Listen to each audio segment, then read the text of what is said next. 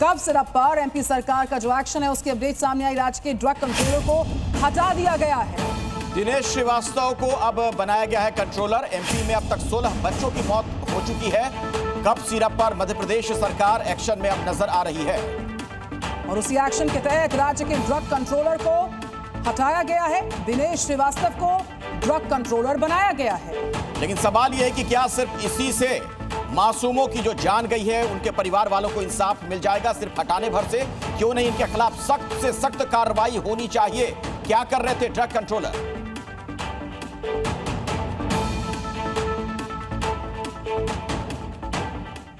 तो जो मौत वाला कफ सिरप है इसका जिम्मेदार कौन है, यह सवाल बार बार उठ रहा है और बार बार उठेगा। इस बीच एमपी में जो ड्रग कंट्रोलर है उसको हटाया गया, ये बड़ा एक्शन हुआ है। और जो डेप्यूटी ड्रग कंट्रोलर है और 2 इंस्पेक्टर्स हैं उनका निलंबन हुआ। मध्य प्रदेश में एसआईटी का गठन कर दिया गया है बाकायदा। कफ सिरप मौत मामले में एनएचआरसी अब सख्त है। एनएचआरसी ने 3 राज्यों को नोटिस भी जारी किया है। मध्य प्रदेश, राजस्थान और उत्तर प्रदेश को नोटिस जारी किया गया है। तो नकली दवाओं की बिक्री बैन हो, यह कहना है नेशनल ह्यूमन राइट्स कमीशन का। एनएचआरसी ने कहा जो भी नकली दवाएं हैं उनकी बिक्री को रोका जाए, बैन किया जाए। बहरहाल एक और खबर है, एमपी में 2 और कफ सिरप बैन होंगे, ये बड़ी जानकारी सामने आई। तो दोनों कफ सिरप जहरीले निकले हैं। तय मात्रा से ज्यादा केमिकल इसमें मिले हैं। डायथिलीन ग्लाइकॉल ज्यादा इन चीजों में पाई गई है। री लाइफ रेस्प्रेस पर यहां पर बैन लगेगा। भोपाल की जांच रिपोर्ट में खुलासा हुआ है। आइए सीधे हम आपको भोपाल लिए चलते हैं। अनिल नागर हमारे सहयोगी हमारे साथ जुड़ गए हैं। अनिल, जरूरत इस बात की है कि जो भी इस मामले के गुनहगार हैं उनके खिलाफ कठोर से कठोर कार्रवाई हो। क्या उस दिशा में कार्रवाई होती नजर आ रही है?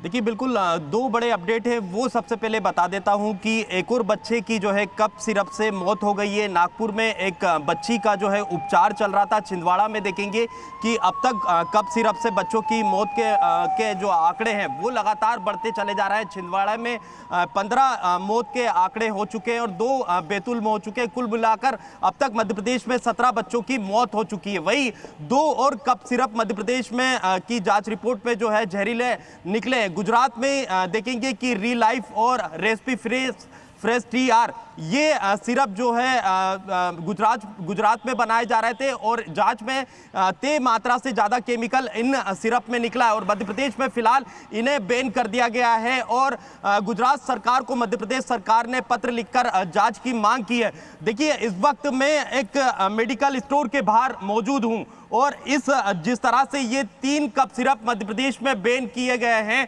और ये देखेंगे कि तमिलनाडु की जो श्रीसान कंपनी थी ये 2009 में बंद कर दी जाती है, लेकिन नाम बदलकर फिर से चालू कर दी जाती है और महज 2000 वर्ग फीट में ये कंपनी 60 से ज्यादा प्रोडक्ट बनाती है और देश के बच्चों की जान लेने के प्रोडक्ट ये कंपनी बना रही थी। लेकिन ऐसे में बड़ी लापरवाही रही कि तब तक देखेंगे कि छिंदवाड़ा में जो है 15 बच्चों की मौत हो जाती है। उसके बाद सरकार बढ़ते आगे और दिखाते हैं आपको देश दुनिया की टॉप 5 खबरें। बिहार में चुनाव की तारीखों के ऐलान के साथ ही आचार संहिता लागू हो गया है। इसके साथ ही चुनावी बैनर और पोस्टर हटाने का काम भी शुरू कर दिया गया। आचार संहिता का उल्लंघन करने वालों पर सख्त कार्रवाई की जाएगी। बिहार की कुल 243 विधानसभा सीटों पर मतदान 2 चरणों में संपन्न होगा। पहले चरण में 121 सीटों पर वोट डाले जाएंगे। उपराष्ट्रपति पद की कमान संभालने के बाद सीपी राधाकृष्णन पहली बार आज बड़ी बैठक लेंगे। उपराष्ट्रपति सीपी राधाकृष्णन सभी राजनीतिक दलों के नेताओं के साथ बैठक करेंगे। इस बैठक में केंद्रीय मंत्री और बीजेपी अध्यक्ष जेपी नड्डा, कांग्रेस अध्यक्ष मल्लिकार्जुन खड़गे समेत कई दलों के नेता भी शामिल होंगे। ज्ञानवापी वजू खाना मामले में आज का दिन बहुत अहम है। आज इस मामले में एक बार फिर से इलाहाबाद हाईकोर्ट में सुनवाई होगी। वजू खाने की एएसआई से वैज्ञानिक सर्वे की मांग की गई है। हालांकि इस पर इंतजामिया कमेटी ने हाईकोर्ट से आपत्ति जताई है। ऐसे में आज हाईकोर्ट में सुनवाई के दौरान क्या होता है, इस पर सबकी नजर बनी हुई है। कोलड्रिफ्ट कफ सिरप से बच्चों की मौत के बाद एक्शन में एनएचआरसी। मध्य प्रदेश, राजस्थान और यूपी सरकार को जारी किया नोटिस। नकली कफ सिरप से बच्चों की मौत मामले में जांच कराने के दिए निर्देश। नकली दवाओं की बिक्री पर फौरन बैन लगाने को कहा। कोलड्रिफ्ट कफ सिरप पर यूपी सरकार ने लगाया ban. Deputy CM Brajesh Pathak का आदेश। अक्टूबर महीने में भी आसमानी आफत से मुश्किलें जारी है। कई राज्यों में बाढ़ और बारिश से बिगड़े हालात।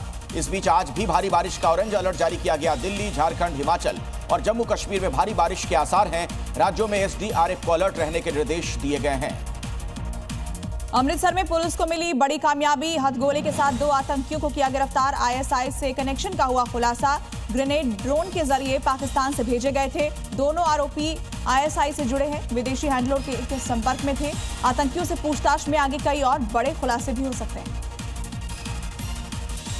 यूपी के मिर्जापुर जिले के सबसे बड़े डैम में दरार आ गई है, जिससे आसपास के इलाकों में रहने वाले हजारों लोग दहशत में हैं। जरगो डैम में 7 पहाड़ी नदियों और 27 छोटे बड़े नालों का पानी जमा होता है। पिछले 24 घंटों से लगातार हो रही बारिश के कारण डैम का वाटर लेवल 321 फीट से ऊपर पहुंच गया है।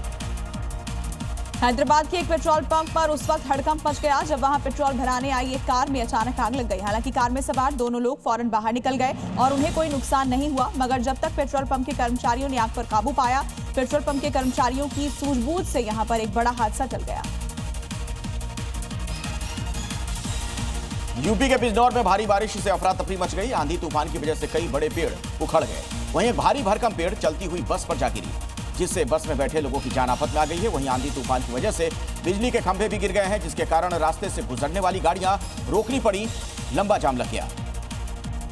राजस्थान के धौलपुर में वरिष्ठ वकील पर जानलेवा हमले का सीसीटीवी वीडियो आया सामने। 3 लोगों ने वकील को स्कूटी से खींचा और सड़क पर गिरा दिया। इसके बाद रॉड और ईंट से ताबड़तोड़ अटैक शुरू कर दिया। घायल वकील को अस्पताल में भर्ती कराया गया। पुलिस मामले की जांच में जुटी।